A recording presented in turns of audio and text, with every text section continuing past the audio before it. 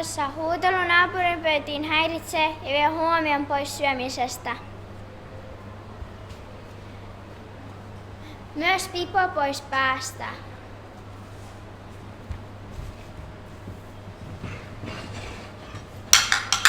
Hyi, tää on pahaa. Hei, kattokaa, se mennään tänne, kattokaa. Se on ihan ympäri reunoita. Ruoka maistuu lämpimänä. Näyttää hölmöltä, kun levität ruoan pitkin lautasen reunoja.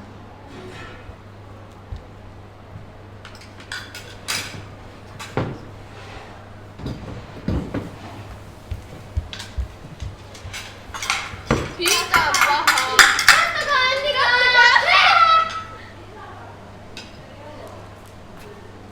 ruokailuvälineitä ei saa väännellä. Kun käytät haarukkaa ja veistä, ruoka kulkeutuu myös puhtaammin suuhusi, eikä noissi ole pitkari.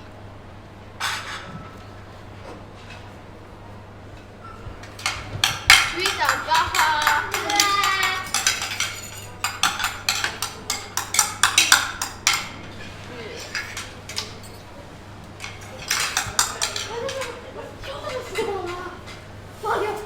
Paljon. Nyt se tulee.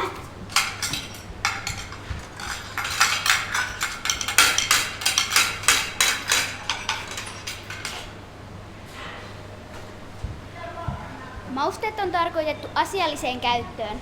Olet myös tylsä kaveri.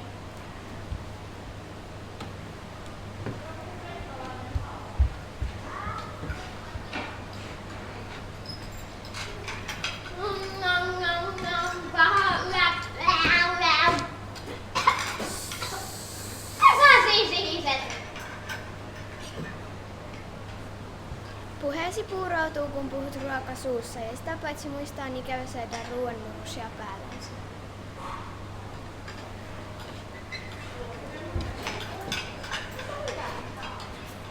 Harmi, se laittoi ruokaan suolaa.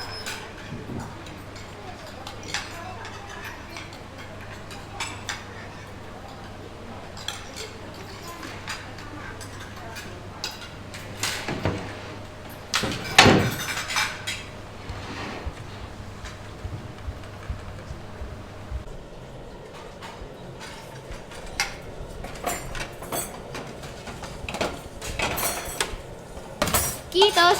Kiitos. Kiitos. Kiitos, oli hyvä ruokaa. Kiitos.